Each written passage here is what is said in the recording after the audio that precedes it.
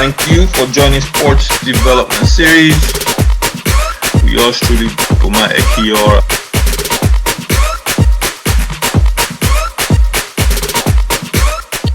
Our Sports Dev Series is sponsored by Arewa Baobab Fruit Powder, one of the most nutritious substances on the planet. Get your Baobab Fruit Powder from arewabaobab.com. I think in Brazil, it's the same thing. The futsal is very big, right? Futsal is the only sport we have from ages 5 to 10, 11 years old. In Brazil? In Brazil, 80% of the kids, boys and girls, will be playing futsal. That's the Well, key. Brazilians are so technical. We don't have yeah, space. We don't have space to play, and you have everybody wants to play.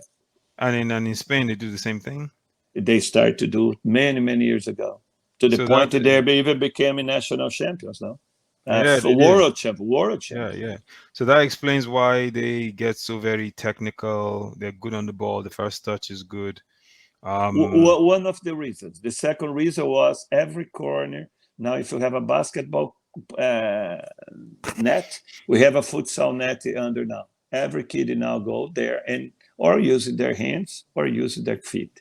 That was a second point. But the third one, the critical was, let's organize a methodology. Let's create a system that it can be everybody can share, learn from each other.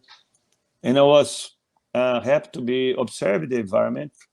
And the way they did was a little different because when you are in Spain, it's a small country, no?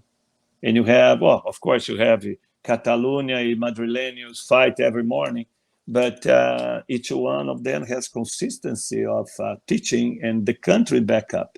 And that's why the high quality, I mean, you see, coaches from Spain are hired right now to many countries.